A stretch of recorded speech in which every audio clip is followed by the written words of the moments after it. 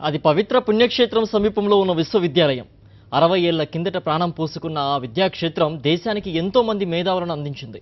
లెక్కలేనంత కీర్తి ప్రతిష్టలను సంపాదించుకుంది. కానీ ఇప్పుడు అదే యూనివర్సిటీలో అక్రమాలు, రాజకీయ పెత్తనాలకు కేర్ ఆఫ్ అడ్రస్ అయింది. పాలకులు, అధికారుల నిర్లక్ష్యానికి బలైపోయిన తిరుపతి ఎస్వీయూపై సాక్షి ప్రత్యేక కథనం.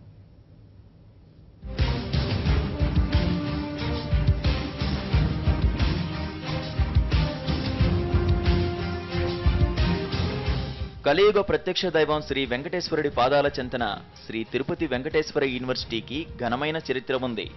6 దశాబ్దాల కిందట ఏర్పాటైన ఈ యూనివర్సిటీ దేశానికి ఎంతో మంది మేధావులను అందించింది. ఇక్కడ విద్యనభ్యసించిన వాళ్లలో చాలా మంది రాజకీయాల్లో ఉన్నత స్థానాలను అధిరోహించారు. పలువురు ప్రముఖులు ఈ యూనివర్సిటీ విద్యార్థులే.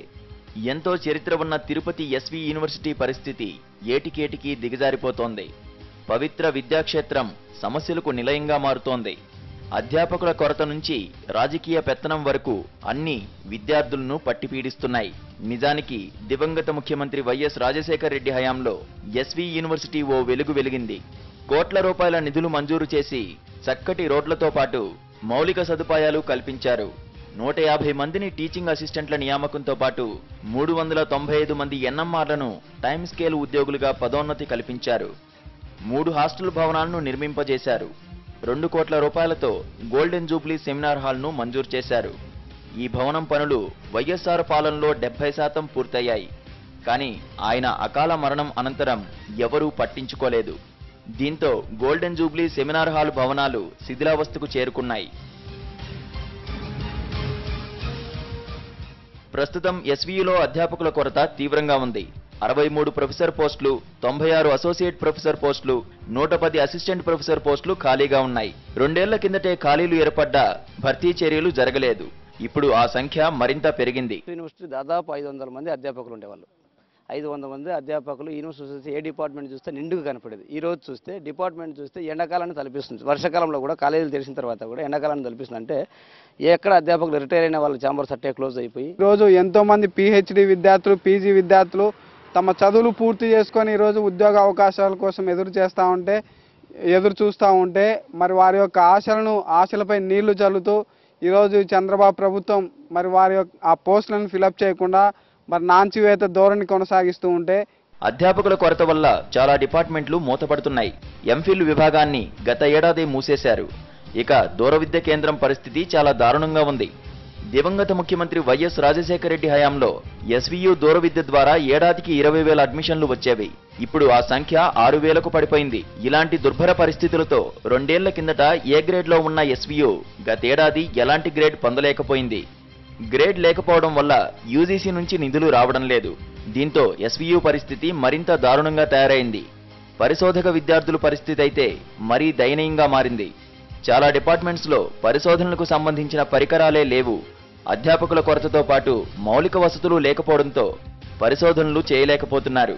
దీంతో విద్యార్థులు బయట ప్రాంతాలకు వెళ్లి ప్రాజెక్టులను పూర్తి చేయాల్సి వస్తోంది. ఇప్పుడు ఒక 7-8 సంవత్సరాల క్రితం వచ్చిన ఇన్స్ట్రుమెంట్సే లేబుల్ ఎప్పుడెప్పుడో ఉన్న కెమికల్స్ ఇప్పుడు కొత్తగా ఏమీ లేవు. ప్రొఫెసర్స్ ఉన్న వాళ్ళు వచ్చేసి రిటైర్ అయిపోయిన తర్వాత ఆ ప్లేసులు ఖాళీగా ఉండడం వల్ల విద్యార్థులకు పరిశోధనలకు అవకాశాలు తక్కువైపోయినాయి. హాస్టల్స్ లో కూడా దుర్భర పరిస్థితులు నెలకొన్నాయి. తాగునీటి కోసం ఎదురుచూపులు చూడాలి.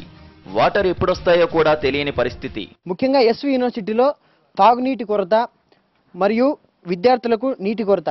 ఈ ఎస్వి యూనివర్సిటీ చరిత్రలో ఎప్పుడే కానీ నీటి కొరత కారణంగా మూసివేసిన దాఖలాలు అయితే లేవు. కేవలం ఈ చంద్రబాబు నాయుడు గారు వచ్చిన తర్వాత ఈ గత 2 సంవత్సరాల కాలంలోనే నీటి కొరత కారణంగా విద్యార్థులను లాకులేసి తరిమేసినటువంటి పరిస్థితి. పోటీ పరీక్షల్లో పాల్గొనే విద్యార్థుల కోసం 2015లో విశ్వవిద్యాలయంలో ప్రత్యేకంగా కాంపిటేటివ్ సెల్ను ఏర్పాటు చేశారు. సెల్ అయితే ఏర్పాటు చేశారు, కానీ అందులో ప్రత్యేక పుస్తకాలను ఉంచలేదు. దీంతో కాంపిటేటివ్ సెల్ భవనం మూతపడిపోయింది.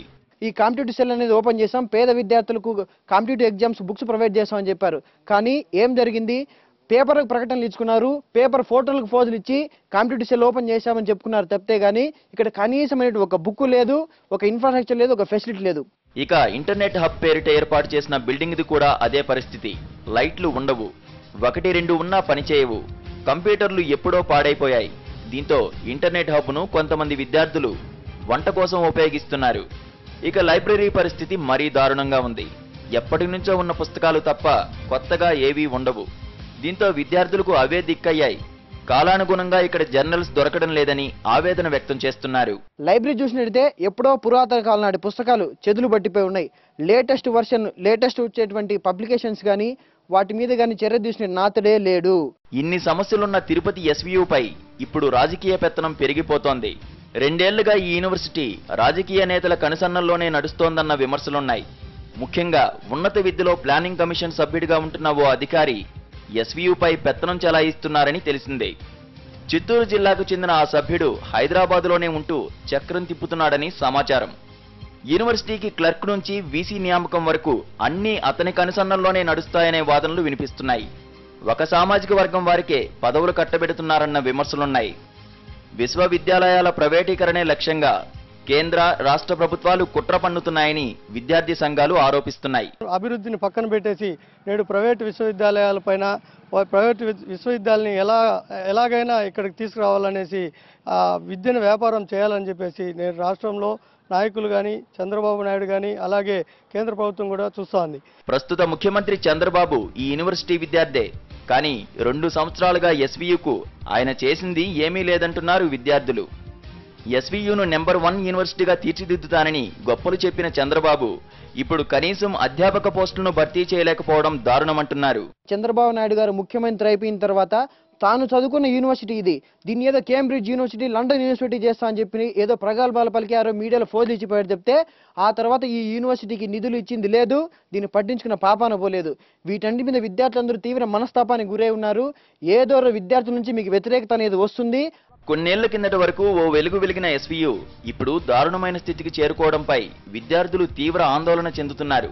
తమ పిల్లలు ఎస్వీయులో చదువుతున్నారని తల్లిదండ్రులు గొప్పలు చెప్పుకునే పరిస్థితి నుంచి అందులో చదువుకోకపోయినా పర్వాలేదనే స్థితి వచ్చిపడింది. ఇప్పటికైనా ప్రభుత్వం ఇచ్చిన హామీకి కట్టుబడి ఎస్వీ యూనివర్సిటీను తీర్చిదిద్దాలని విద్యార్థులు కోరుతున్నారు. పేరు గొప్ప ఊరు దిబ్బచందాన్ని తలపిస్తోంది ఎస్వీ యూనివర్సిటీ. ఘనమైన చరిత్ర ఉన్న ఈ యూనివర్సిటీ ఇప్పుడు సమస్యల బలంలో చిక్కుకుంది. రాజకీయ పెత్తనంతో పాటు అవినీతి అక్రమాలు పెరిగిపోతుండడంతో విద్యార్థులు తీవ్ర ఇబ్బందులు పడుతున్నారు.